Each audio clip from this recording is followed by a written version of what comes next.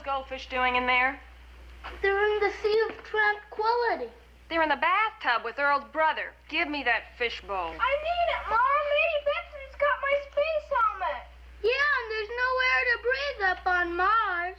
You wouldn't want me to burn up and croak, would you? Do whatever you want. Just give me that. I can't breathe.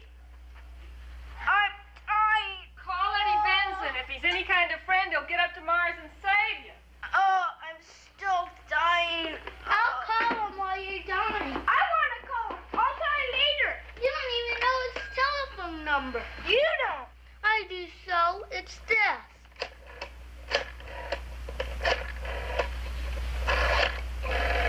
It's not. It's this.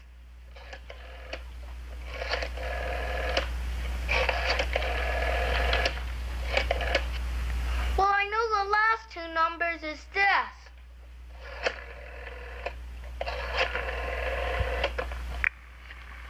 See, I'm right. The phone's ringing.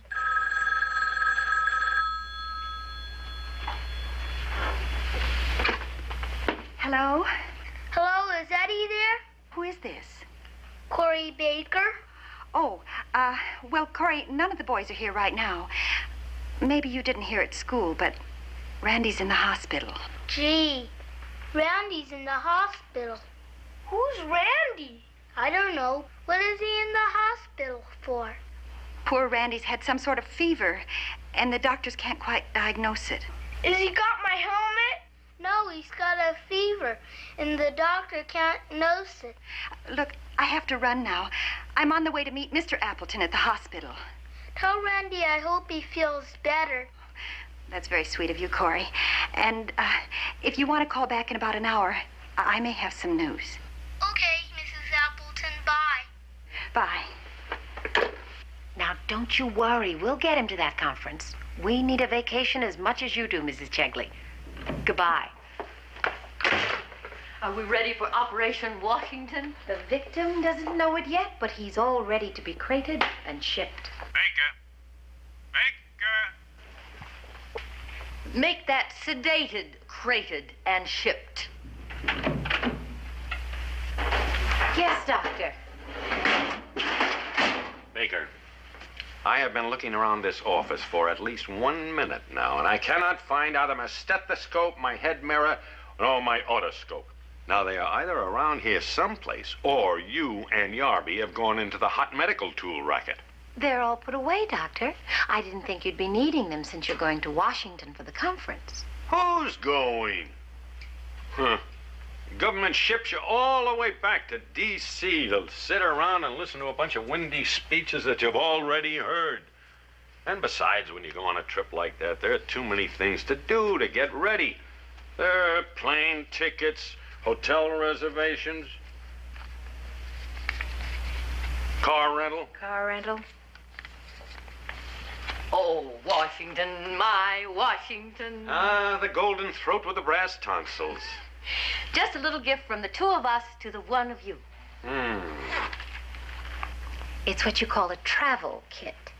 It's what I call a railroading kit. Mama,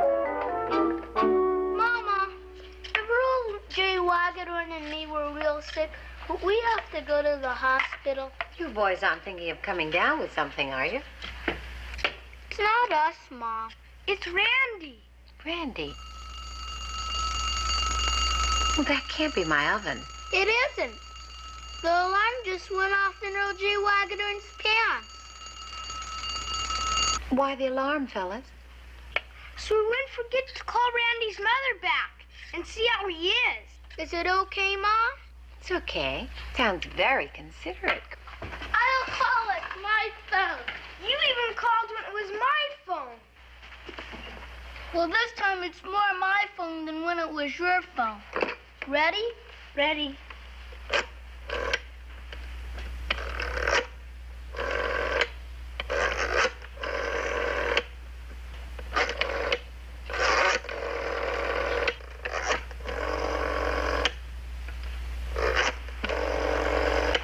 Boy, I hope I don't have to call by myself sometime. I'd never get Randy. I would. I wrote his phone number down. Hello? Hi, Randy's mother. It's me again. Oh, hello, Corey. Isn't it a little late for you to be up, dear? I'm always up till dinner time. You haven't had dinner yet? It's awfully late. Already? I wish I could say Randy was better, but he's still the same. I thought the snow would cheer him up, but he won't even look out the window. Hey, go look out the window. It's snowing. I don't see any snow. Earl J. Wagadorn says he doesn't see any snow. Maybe it didn't get to our side of the street yet. It may be a little hard to see because it's so dark out. The reason you can't see it is because it's so dark out. Dark? That didn't get to our side of the street either. May I have that a moment, dear? Hello? This is Corey Baker's mother. Oh, hello, Mrs. Baker. This is Mrs. Appleton. May I ask where you are? Out on Forest Avenue. No, I meant what town? Why, Cliffwood. Cliffwood where? New Jersey. New Jersey? Oh, no. You aren't calling from Cliffwood, New Jersey? Just a stone's throw from there. Los Angeles, California. Oh, dear. Then I think there's been a mistake. A 3,000-mile mistake. Direct dialing and small boys can be a dangerous combination. Then the boys there don't even know Randy. You know, that makes it doubly nice. For whatever it's worth, Mrs. Baker, we really appreciated it. And I feel it's helped my poor little boy. What seems to be the trouble with him, Mrs. Appleton? That's the trouble. We don't know. He's got chills and fever, and he's very weak. For a while, it looked like flu or viral pneumonia, but they've ruled that out. Children really put you through it, don't they? But let me tell you, as a nurse, I have a giant-sized respect for modern medicine. And I'm sure the doctors will come up with the answer. Thank you, Mrs. Baker. And please thank the boys, too. And if they don't call again, I'll understand. Bye. Goodbye. Is Randy gonna be okay, Mom? I'm sure he will, Corey. But do you boys know you were calling clear across the country to New Jersey? I don't know anybody there. That's probably why we never met our good friend, what's his name? Randy. Well, I'm not going through my don't play with the phone routine again, because you did a nice thing. But for the record, how many calls did you make from here? Only one. We made the other 5 from my house.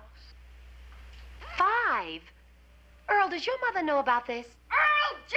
Wagadorn! Earl, your mother knows about this.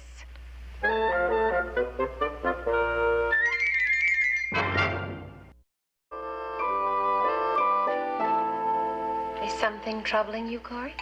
No, ma'am. Then why aren't you eating your breakfast? Can you eat if you're sick and nobody knows what it is? Oh. Are you still worried about Randy? I'm not worried. I just can't eat. Well, your not eating isn't going to help Randy one little bit. I couldn't sleep, too. I kept dreaming about him. Oh, Corey. It's not so easy either. I don't even know what he looks like. They have some fine doctors in New Jersey. I'm sure they can cure anything. And the cure, nobody knows what it is? Whatever it is, believe me. Believe me, honey, they'll find it and they'll cure it. That's right. We have some very fine doctors in New Jersey. I'm sure Randy's going to get well. If you're not going to eat your breakfast, you better get your school books together.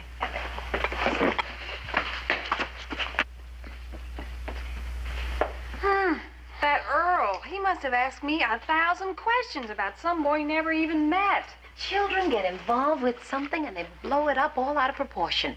Now, there really isn't that much to be concerned about. Well, of course there isn't. And why didn't I sleep last night? Really? Then he kept bringing me warm milk for my insomnia. I kept bringing him ice packs for the phone bill. For heaven's sakes, Marie, if you were worried, why didn't you call me? Why should I bother you? No bother. I was awake all night myself. And that's what kept you awake all night? It's easy when you're a mother. First, Corey and Earl got involved, and then they involved me. Close your mouths, girls. You've got that good, griefy, not going to Washington look. No, I wasn't thinking that. Well, I was. May I ask what you're doing here, Doctor? Call it my deep sense of duty, my dear. Call it a doctor's final responsibility to his patients. Or call it overconscientiousness, if you will. The real reason I'm here is I forgot my plane tickets. If you're worried, why don't you go in and ask Prince Charmless about the symptoms? Oh, it's probably just that I'm overreacting. Why don't you go in there and ask him? No, you go in there and ask him. Why don't I go in and ask him? All right. It's about a sick boy, Doctor. Doctor, what does chills and fever combined with acute prostration sound like? Well, it sounds like you shouldn't be asking me what it sounds like. Bring the boy in immediately. I'll have a look at him. That might be a little difficult, Doctor. He's in Cliffwood, New Jersey.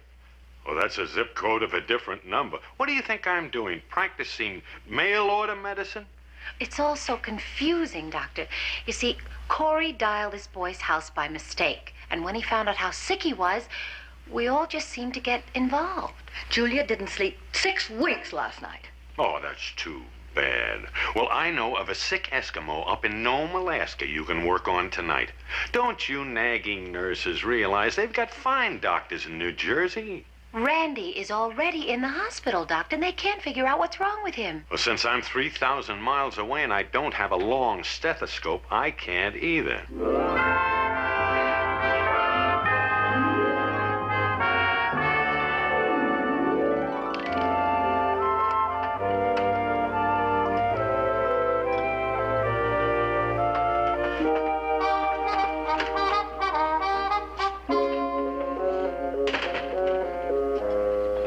If it isn't Choo-Choo Chegley. Prestwick. Well, as I live and breathe. Sit down. Sure. A second. Well. And I thought only the food was going to give me indigestion.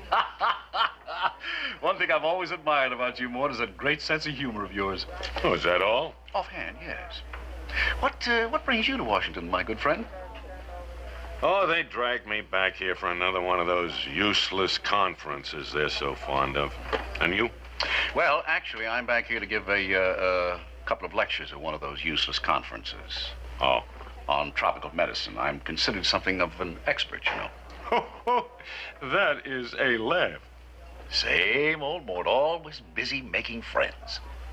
You know, Piggy, when we were both down in the South Pacific, I wouldn't have trusted you to cut open a coconut. Well, now, is that any kind of an attitude to show a fellow physician who made half of your diagnoses for you? You? Yes. You are looking at a real expert in tropical diseases. Oh, who was it tagged your CO when he came down with melioidosis? Nobody else knew what he had. You wanted to take out his appendix or something. Well, with chills, fever, and acute prostration, it could have been any number of things.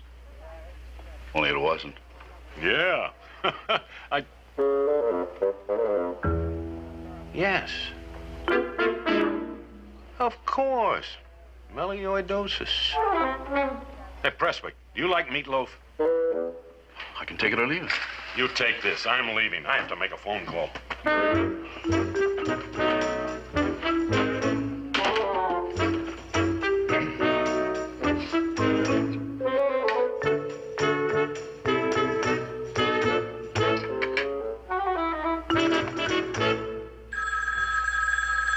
Will you get it, please, Corey? Okay. Hello? It's Dr. Chegley, Mom. I'll be right there. Maybe he wants to talk to me. He's calling from 3,000 miles away, Corey. How's Randy? I think he's going to be just fine, Corey. Let me speak to your mother, will you? You forgot your hotel reservations. Baker, I do not appreciate levity at 50 cents a minute. All I want from you is some information about Randy. You're onto something. Well, it may be a coincidence, or it might be a hunch. It might be a combination of the two. Give me the boy's full name and phone number. When you get them, will you let us know what happened? Rely on me, Baker. I may end up in hock to Alexander Graham Bell before this trip is over, but I will call you back. Now, give me that phone number. Oh, pardon me, sir. Do you have a pencil? Yes, I have. Thank you.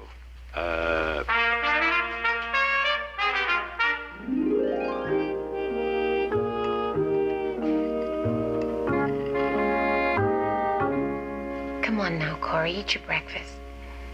Dr. Chegley will call when he's ready to. How come it takes him so long to get ready? He probably hasn't heard anything yet. It takes a little while. They have to run a lot of tests in order to make a diagnosis. But, honey, it's in Dr. Chegley's hands. Now, you and I know that we can count on Dr. Chegley, don't we? Yes, ma'am. If we believe in Dr. Chegley, then there's no reason to worry, is there? No, ma'am. Is Randy gonna die, Mama? Corey. Of course he isn't. He's gonna be fine. Hi, did Dr. Chegley call yet? Earl, I told you if he'd called, Julia would have called us.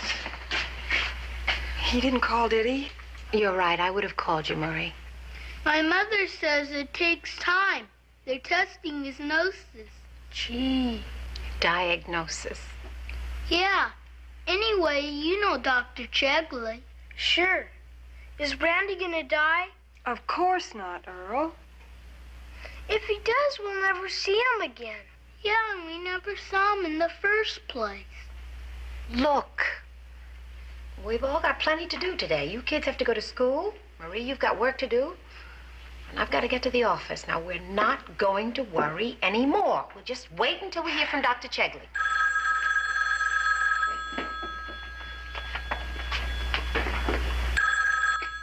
Hello? Hello? Dr. Chegley. I was just going to call your hotel. Well, you would have had a very interesting conversation with the desk clerk. I haven't been there since last night.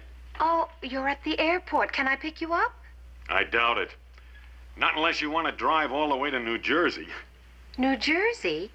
Is everything all right? Listen, my sleepless beauty. Put Corey on, will you?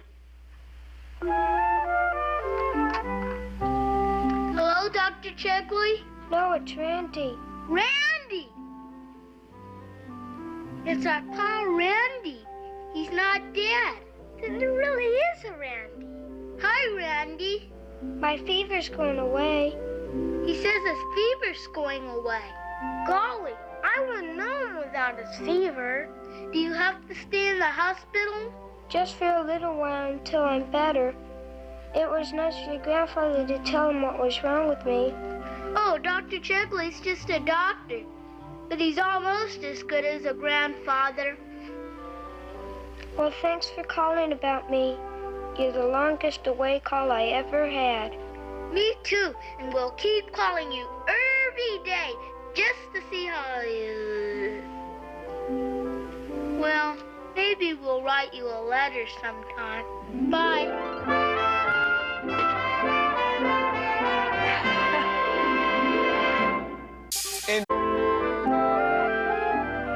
Luckily, Randy's consulting physician was an old buddy of mine, Jay Richland. Or I could have been drummed out of the AMA for smuggling a medical opinion across a state line. Mama, can I call Billy Travis? Only if the number has 7 digits. Absolutely no more long-distance calls, young man. Understood? Understood. Hello? Oh, hi, Randy. I'd like to talk to you, but I've got orders from my mom. Absolutely no more long-distance calls. Bye.